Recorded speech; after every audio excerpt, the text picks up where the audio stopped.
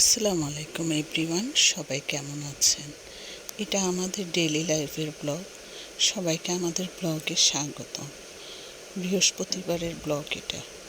আয়ান স্কুলে গেল ঠিক 7:30টায়। ওদের স্কুলে বের হতে হয়। তারপরে 8টা থেকে শুরু হয় আয়াজের স্কুল। 8টায় আয়াজ ওর বাবার সাথে যায়। আয়ান আলহামদুলিল্লাহ একাই চলে যায়। আয়াজ যাওয়ার সময় নিজেই বলছিল, মা আমার ব্লগ করো, ও ভিডিও করো এটা বলে না, ও ব্লগ করো বলে। কালকে আমি একদম সিম্পল খাওয়া দাওয়াই করেছিলাম। ওদের জন্য ডাল রান্না করেছি, তারপরে একটি মূলা ভাজি করেছিলাম। মূলা ভাজিটা কার কার পছন্দ জানাবেন। শীতকালে কিন্তু এটা আমি খুব পছন্দ করি। বাচ্চারা অবশ্য কম পছন্দ করে।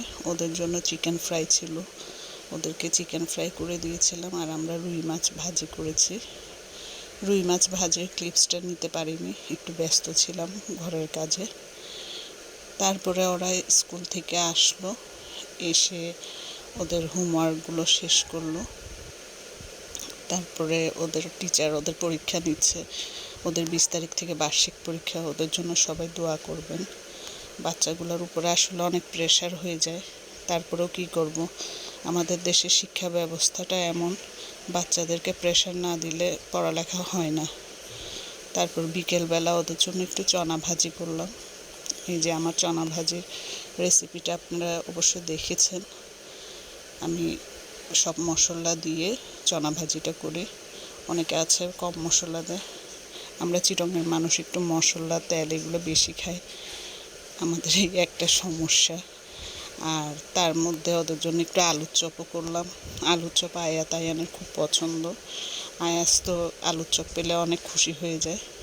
আসলে দোকানের খাওয়া থেকে ঘরে তেলের খাওয়াগুলো একটু রেডি করে দিলে বাচ্চাদের জন্য ভালো হয়, কারণ বাচ্চারা তো অনেক সেনসিটিভ। আমি চেষ্টা করি, কিন্তু মাঝে মধ্যে আবার বাইরেও নিয়ে যাই, বাইরের খাওয়াই। তার মধ্যে ওদের কাজিন একটা ছিল সাদ, ওর ফুফাতো ভাই, ও ঢাকা থেকে এসেছে। ও আসলে ওরা খুব এনজয় করে। 4টা বাচ্চা মাশাআল্লাহ খেলাধুলা করে। ওরা বিকেলবেলা তারপরে একটু চনা ভাজি খেলো। চনা ভাজি খেয়ে আবার ওরা পড়তে বসলো। তার মধ্যে ওরা একটা ভিডিও বানালো। আপনারা আবার মনে করবেন না আমি সারাক্ষণ বাচ্চাদেরকে নিয়ে ভিডিও বানাই। এটা হচ্ছে ওদের খেলার টাইমেই আমি ওদেরকে এগুলো করাই।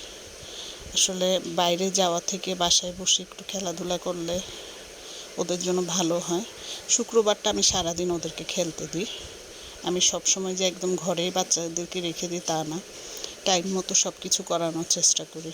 সবাই আমার বাচ্চাদের জন্য দোয়া করবেন। আয়াজের জন্য, সামনে যেহেতু পরীক্ষা, ওরা যাতে সুস্থ থাকে। সবাইকে ধন্যবাদ।